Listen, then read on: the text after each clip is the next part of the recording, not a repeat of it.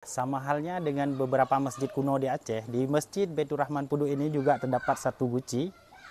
Nah, guci ini juga menurut cerita dari masyarakat adalah Guci dari Martavan banyak disebutkan sudah berada di Aceh sejak abad ke-16. Guci-guci ini pada masa lalu merupakan barang ekspor terkenal yang dibawa oleh pedagang-pedagang dari Martavan, Myanmar.